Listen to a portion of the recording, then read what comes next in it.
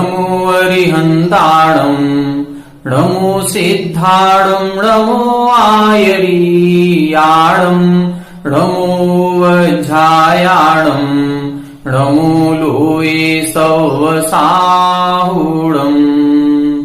तुभ्यम् नमस्त्रिभुवनार्तिहराय नाथ तुभ्यम् नमः क्षितितलामलभूषणाय तुभ्यम् नमस्त्रिजगताः परमेश्वराय तुभ्यम् नमो जिनभवोदधिशोषणाय।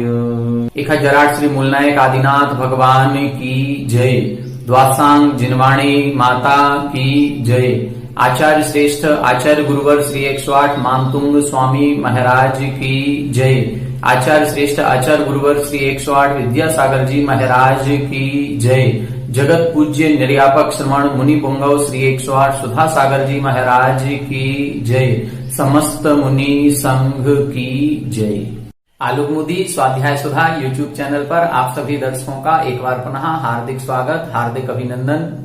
पूज्यवर आचार्य मानतुंग स्वामी जी द्वारा रचित श्री भक्तांबर जी स्तोत्र के 48 काव्यों का अर्थ समझने का हम सभी प्रयास कर रहे हैं और इस श्रृंखला में हमने लगभग 37 श्लोकों का अर्थ समझ लिया है। अब आज की कक्षा में हम आगे के 2 श्लोकों का अर्थ समझेंगे और यहां से अब आचार्य महाराज एक विशेष वर्णन कर रहे हैं। अब यहां पर ये कह रहे हैं कि आपके सानिध्य में जो आ जाता है, आपकी भक्ति के रंग में जो रंग जाता है, ऐसे आपके जो भक्त हैं वो भक्त कितने भी बड़े से बड़े भयानक कष्ट क्यों ना आ जाएं, उन सभी कष्टों को जीत लेते हैं, उन सभी कष्टों में दुखी नहीं होते हैं, उनके सब कष्ट अपने आप निवारण हो जाते हैं। आपकी भक्ति करने वाले जितने भक्तगण हैं वो सभी प्रकार के दुखों से अपने आप दूर हो जाते हैं। जितने प्रकार के भय हैं वो भय भी भय से भयभीत होकर के दूर भाग जाते हैं। इस प्रकार से आपका अब विशेष व्याख्यान यहाँ पर प्रारंभ होगा। आइए देखते हैं अगला श्लोक। पहले श्लोक का उच्चारण करें, फिर इसका अपन अर्थ समझने का प्रयास करेंगे। श्योतन्मदाविल विलोल कपोल मूल श्योतन्मदाविल विलोल कपोल मूल मत्त भ्रमरनाद विवृद्ध कोपम् मत्त भ्रमरनाद विवृद्ध कोपम् ऐरावतावमिव मुद्धतमापतन्तम् ऐरावतावमिव मुद्धतमापतन्तम् दृष्ट्वा भयम् भवति नो भवदाश्रितानाम् दृष्ट्वा भयम् भवति नो भवदाश्रितानाम्। एक बार आप लोग उच्चारण करें। श्योतन्मदाविल विलोल कपोल मूल मत्त भ्रमरनाद विवृद्ध कोपम् ऐरावतावमिव मुद्धतमापतन्तम् दृष्ट्वा भयम् भवति नो भवदाश्रितानाम्। देखें, अब यहां पर बता रहे हैं एक विशेष प्रकार का भय। देखें, अपन थोड़ा सा परिस्थिति पर विचार करें। यह जो स्तोत्र लिखा गया यह 7वीं शताब्दी में लिखा गया। उस 7वीं शताब्दी के समय ना तो अच्छी पक्की रोड थी, ना लाइट की व्यवस्था थी। गांव से शहरों का जो रास्ता था बीच का, वो संपर्क रास्ता बहुत अच्छा नहीं था। जंगलों में से होकर के निकलना पड़ता था और जब जंगलों में से होकर के निकलते थे तो कभी कभी ऐरावत के समान विशालकाय हाथी, जंगली हाथी सामने आ जाते थे, तो कभी शेर से सामना करना पड़ता था। कभी उन जंगलों में आग लग जाती थी, तो कभी विषधर सांप अच्छा वन फैला करके उन भक्तों के सामने आ जाया करता था। अब जब ऐसी परेशानियां उनके सामने होती थी तो वो भक्तगण केवल क्या करते थे, केवल आपका नाम लेते थे, आपकी भक्ति करते थे, और आपकी भक्ति करने मात्र से वो पागल हाथी, वो शेर, वो विषधर सर्प, ऐसे ये सारे के सारे विषैले जानवर जो कष्ट पहुंचा सकते थे, उनके भय से जो भक्तगण भयभीत होते थे, वो भक्तगण तो सही रहते हैं, वो भय से भयभीत नहीं होते हैं, बल्कि जितने ये विषैले जानवर हैं जो कष्ट पहुंचा सकते हैं, जो नुकसान पहुंचा सकते हैं, ऐसे सारे जानवर ही भय से भयभीत होकर के भाग जाते हैं। ये किसका प्रभाव है? ये आपकी भक्ति का प्रभाव है। तो वहां की उस समय की परिस्थिति को देख करके ये श्लोकों को अपन को समझना है। आज वर्तमान में इस तरह के कष्टों का सामना हम सभी को नहीं करना पड़ता। आज के कष्ट परेशानी हम लोगों की दूसरी है। अब आज हमको ऐरावत हाथी से, शेर से, सांप से, इनसे सामना नहीं करना पड़ता। ये बहुत दूर की बात है, क्योंकि अब हम शहरों में निवास करते हैं, अब हम जंगलों में निवास नहीं करते, जंगलों में जाना आना भी हमारा नहीं होता। तो ये भय जो निवारण कहे गए हैं, ये उस समय की परिस्थिति के हिसाब से आचार्य महाराज ने कहे हैं। लेकिन हमें ये समझना है कि परिस्थिति कुछ भी हो, किसी भी प्रकार के भय हो, किसी भी प्रकार की कष्ट हो, सभी आकस्मिक भयों से, सभी प्रकार के आरक्षा भय, 7 प्रकार के भय आचार्यों ने कहे हैं, 7 प्रकार के भयों से मुक्ति मिल जाती है। किससे? भक्ति मात्र करने से। तो हम सभी प्रभु की भक्ति करते रहें, कोई भी भय हमको नहीं होगा, हमारा मन हमेशा निर्भय बना रहेगा। आइए अब इस श्लोक का एक एक शब्द के साथ अर्थ समझते हैं।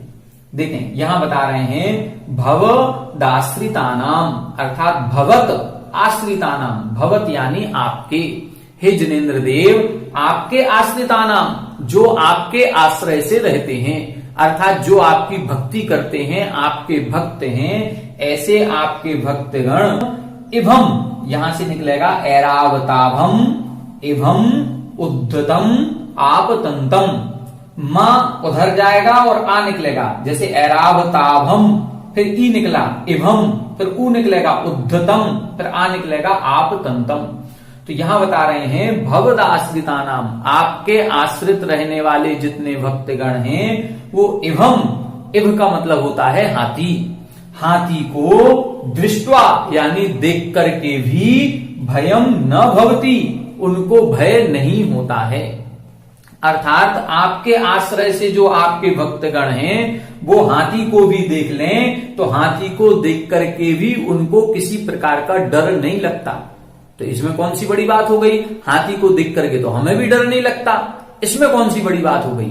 नहीं, यहां पर बहुत बड़ी बात है। क्यों बड़ी बात है?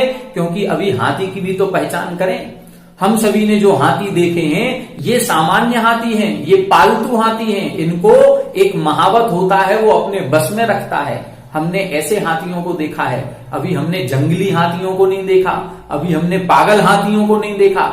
जब हम उन जंगली और पागल हाथियों को देखेंगे तब डर लगेगा। तो यहां बता रहे हैं अब उस हाथी की विशेषताओं को देखना है। पहले क्या लिखा?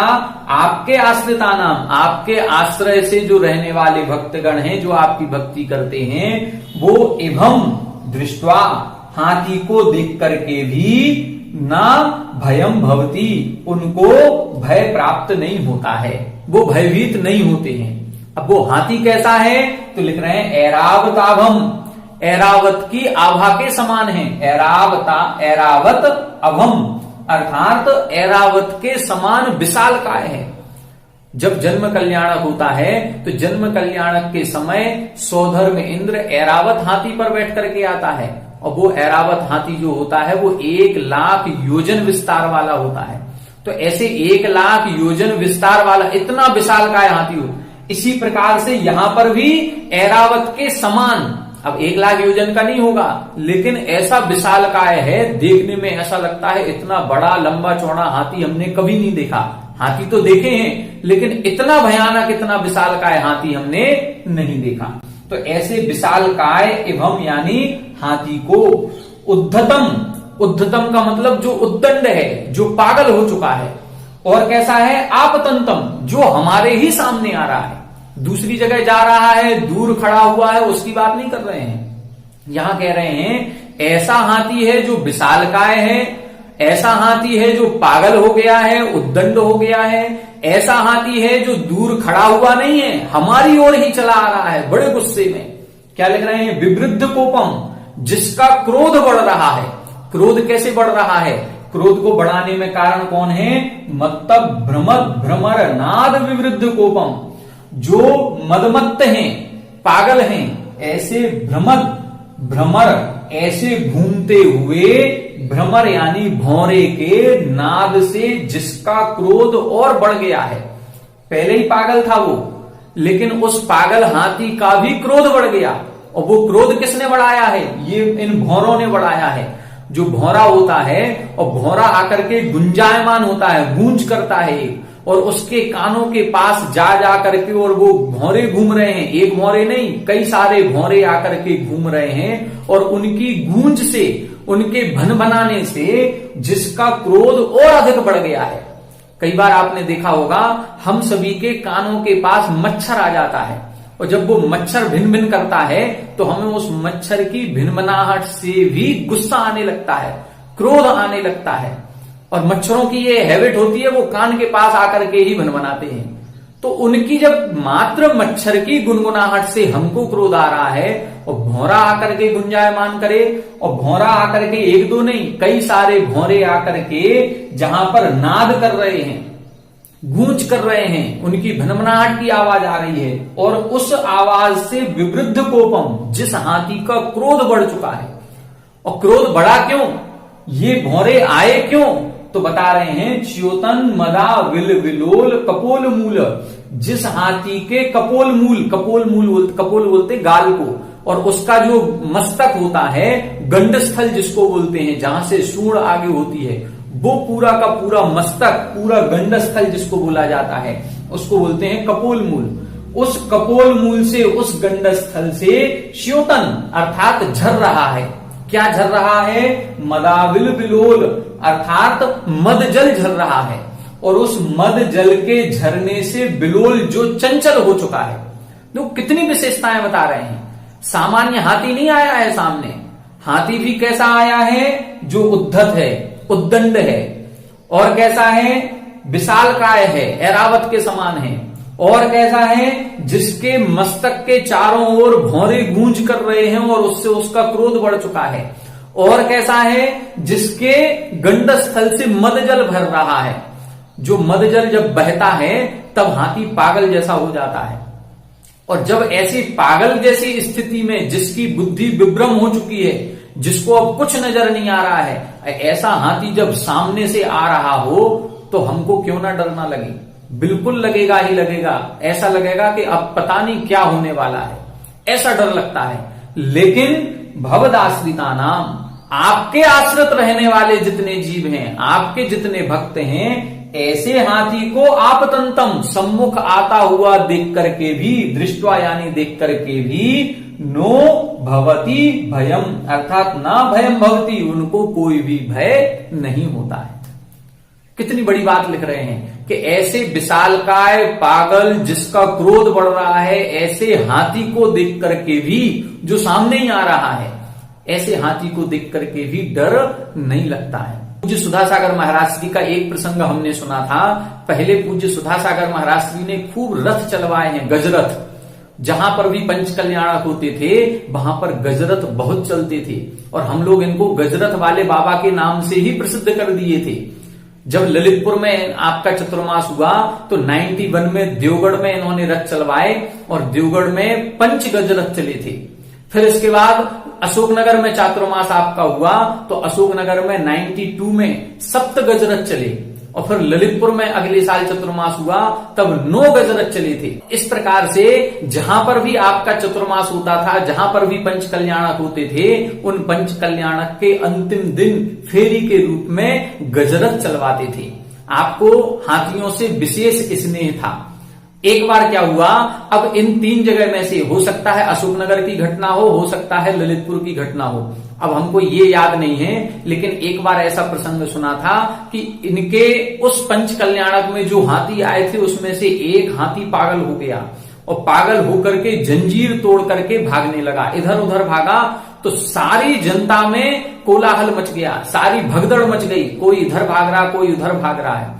जब महाराज श्री के पास सूचना पहुंची तो महाराज श्री उस हाथी के सम्मुख चले गए और महाराज श्री हाथी के सम्मुख जाकर के, और जैसे ही वो हाथी सामने से आ रहा है और आपने ऐसा हाथ दिखाया, उसको आशीर्वाद दिया, और आपके हाथ को देख करके ही, आपके आशीर्वाद को प्राप्त होकर के ही वो हाथी वहीं पर शांत हो गया। ये एक विशेष प्रभाव होता है। ये है पूज्य सुधासागर महाराज श्री के भक्ति का चमत्कार।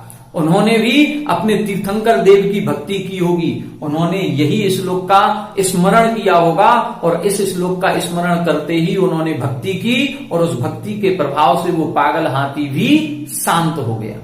तो ये चमत्कार होते ही होते हैं। किसके होते हैं? भवदाश्रिता नाम, जो आपके भक्त हैं, जो आपके भक्त होते हैं, उनको ऐरावताभम इभम उद्धतम आपतंतम दृष्ट्वा भयम न भवति। आपके भक्तों को ऐरावत हाथी के समान विशालकाय हाथी, वो भी जो पागल हो रहा है, उद्दंड हो रहा है, वो भी जो सम्मुख आ रहा है, ऐसे हाथी को देख करके भी डर की प्राप्ति नहीं होती है, अर्थात वो निर्भय ही रहता है। ऐसा विशालकाय पागल हाथी भी आपके भक्त का कुछ बिगाड़ नहीं कर पाता है। ये आपकी भक्ति का चमत्कार है। इस प्रकार से इस श्लोक में हाथी से उत्पन्न जो भय है, उस भय को दूर करने की बात कही गई है कि आपके भक्तगण उस भय से कभी भी भयभीत नहीं होते हैं। वो जो भी संकट सामने आया है वो अपने आप टल जाता है। अब अगले श्लोक में बता रहे हैं सिंह का भय। अभी हाथी सामने आया है, अब शेर सामने आ रहा है। वैसे भी शेर का नाम सुनकर के ही डर लगता है, अब जब शेर सामने आ जाए तब क्या होगा। और जैसे इधर हाथी की कितनी सारी विशेषताएं हैं, ऐसी वहां पर भी शेर की विशेषताएं बताएंगे कि शेर भी कितना भयानक है। ऐसा भयानक शेर सामने आने पर भी आपके जो भक्तगण होते हैं वो भयभीत नहीं होते हैं। आइए देखते हैं अगला श्लोक। आइए देखते हैं अब इस श्लोक में देखेंगे। इस श्लोक में आचार्य महाराज अब सिंह के भय के निवारण की बात कर रहे हैं कि जो आपकी भक्ति का आश्रय लेते हैं, शेर का भी सामना यदि हो जाए, शेर भी सम्मुख आ रहा हो, तो आपके भक्तों को उस शेर से डर नहीं लगता है, अर्थात शेर भी आपके भक्तों का कुछ भी बिगाड़ नहीं करता है। आइए पहले श्लोक का उच्चारण करें, फिर इसका अपन अर्थ समझने का प्रयास करेंगे। भिन्नेव कुंभगल दुज्ज्वल शोणिताप्त, भिन्नेव कुंभगल दुज्ज्वल शोणिताप्त, मुक्ताफल प्रकर भूषित भूमिभाग, मुक्ताफल प्रकर भूषित भूमिभाग, बद्ध क्रमगतं हरिणाधिपोऽपि, बद्ध क्रमगतं हरिणाधिपोऽपि, नाक्रामति क्रमयुगाचल संसृतं ते, नाक्रामति क्रमयुगाचल संसृतं ते। एक बार आप लोग उच्चारण करें। भिन्नेव कुंभगल दुज्ज्वल शोणितात्, मुक्ताफल प्रकर भूषित भूमिभाग, बद्ध क्रमगतं हरिणाधिपोऽपि, नाक्रामति क्रमयुगाचल संसृतं ते। देखें अर्थ देखते हैं। यहां बता रहे हैं ते क्रम युगाचल संसृतम। ते यानी आपके, क्रम, क्रम का मतलब होता है चरण, क्रम का मतलब क्या है? चरण।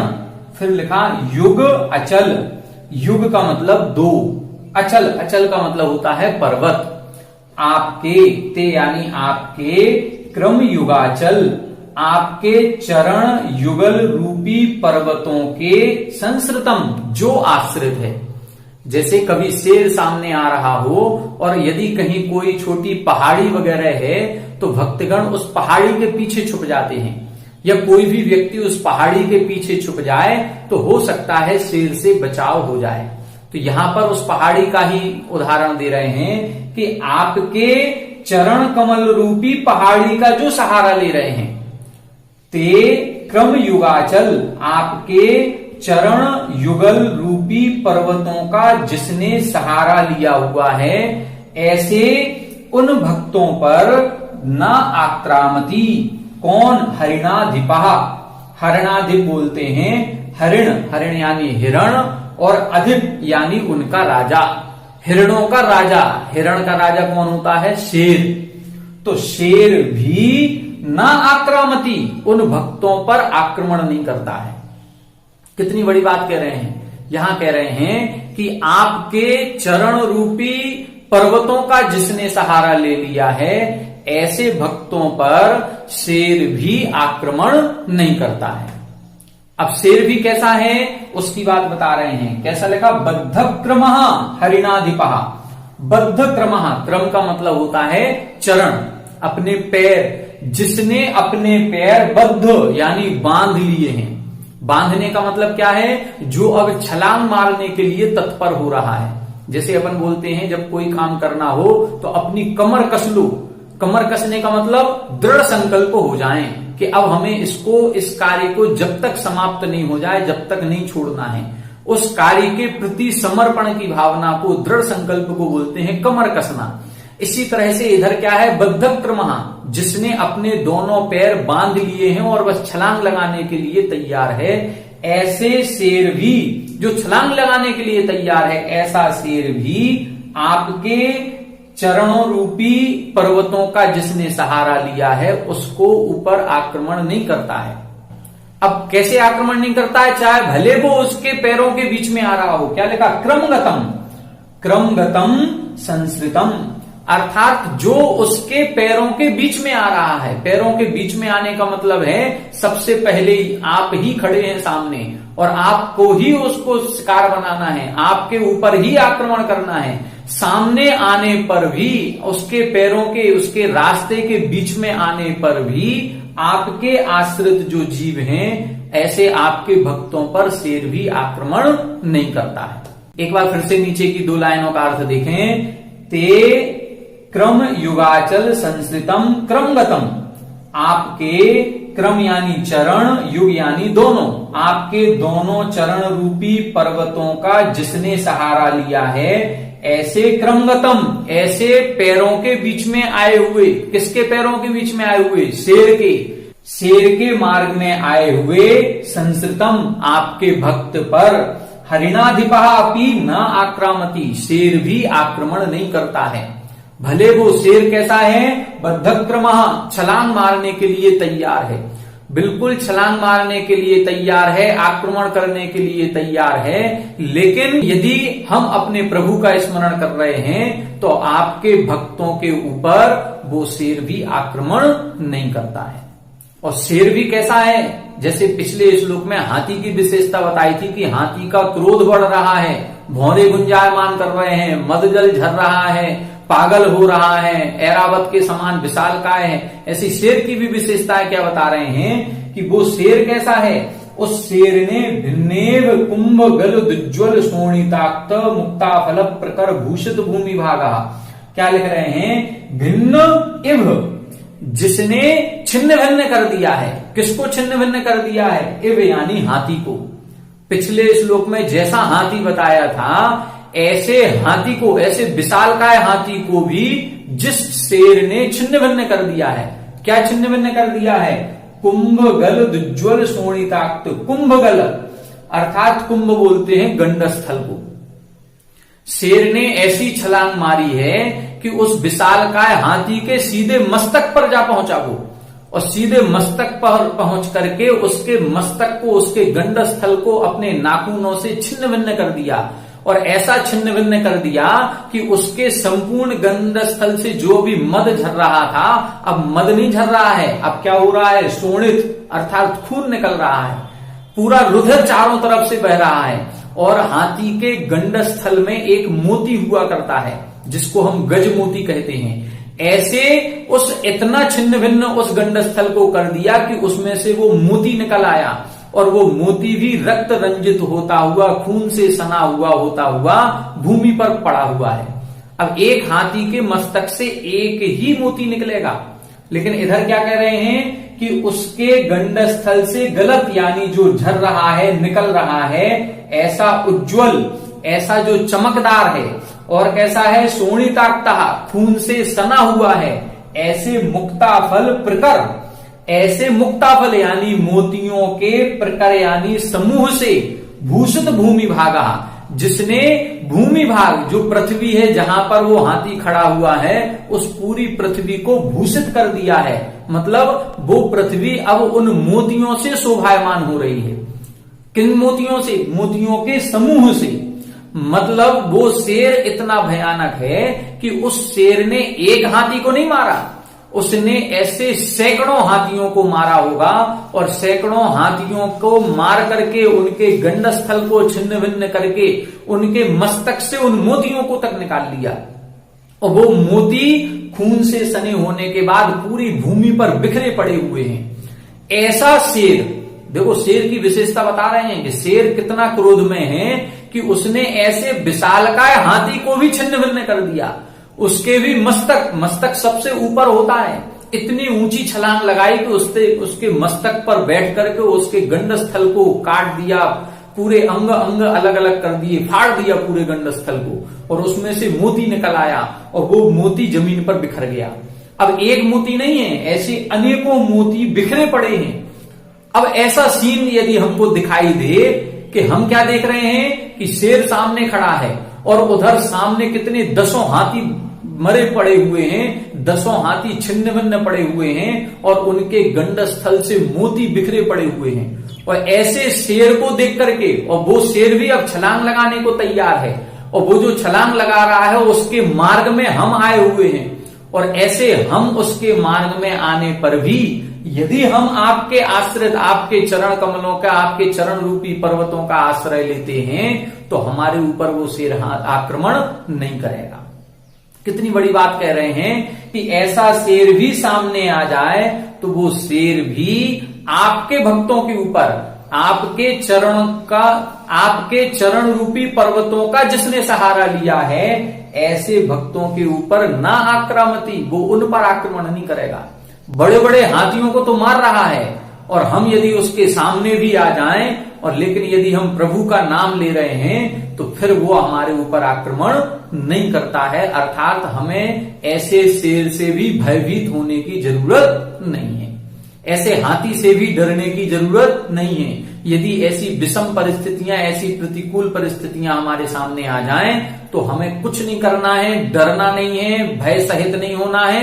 हमें केवल क्या करना है? हमें केवल भक्ति करना है, हमें केवल अपने भगवान का नाम लेना है। उनका नाम मात्र लेने से, आपकी स्तुति मात्र करने से जन्म जन्म के कर्म कट जाते हैं, सभी संकट दूर हो जाते हैं। ये सारे आपकी भक्ति का प्रताप है, और आपकी भक्ति के प्रताप से चाहे शेर हो, चाहे हाथी हो, कितना भी भयानक जानवर क्यों ना हो, जो हमारे शरीर को भी छिन्न भिन्न कर सकते। जब इतने बड़े हाथी को छिन्न भिन्न कर दिया, तो हम जैसा सामान्य छोटा सा व्यक्ति करेगा क्या? कुछ नहीं उसके सामने। हम तो वैसे ही इतने भयभीत हो जाएंगे, शेर का नाम सुनकर के डर लगने लगता है। जब ऐसा शेर सामने आएगा तो क्या नहीं हो जाएगा। फिर भी यदि हम आपकी भक्ति का सहारा लेते हैं, तो आप, वो जो शेर है, उस शेर की बुद्धि पलट जाएगी, और वो आपके भक्तों पर आक्रमण नहीं करेगा। कितनी बड़ी बात आचार्य मानतुंग स्वामी जी ने कही है। इन्हीं बातों पर हमें अपनी पूर्ण श्रद्धा और पूर्ण दृढ़ विश्वास रखना चाहिए, और इसी दृढ़ विश्वास के साथ हमें अपने सारे कार्य करने चाहिए। किन्हीं भी संकटों में, किन्हीं भी दुख की परिस्थितियों में घबराना नहीं चाहिए, भय सहित नहीं होना चाहिए। जो भी संकट आया है, जो भी विपत्ति आई है, वो एक ना एक दिन धीरे धीरे टल जाएगी। जितने भी असाता कर्म का उदय आया है, वो भक्ति के प्रभाव से सब साता रूप संक्रमित हो जाएगा, और हमारे सुख के दिन पुनः आ जाएंगे। इसलिए आचार्य महाराज ने ये जो श्लोक लिखे हैं, 8 श्लोकों में सभी प्रकार के भयों की कल्पना की है कि ऐसे विशाल भयानक भय भी आ जाएं तो भी आपकी भक्ति के प्रताप से सब दूर हो जाते हैं और आपके भक्त इन भयों से भयभीत नहीं होते हैं। इस प्रकार से आज की कक्षा में हमने 2 श्लोकों को समझा, एक हाथी का भय देखा और एक शेर का भय देखा। अब आगे की कक्षा में हम और भी भयों को देखेंगे कि कितने भयानक से भयानक भय आएंगे, लेकिन आपकी भक्ति के चमत्कार से वो सब दूर हो जाएंगे। तो आगे की कक्षा में हम आगे के श्लोकों को पढ़ेंगे। आप सभी हमारे साथ बने रहें। सभी को जय जय।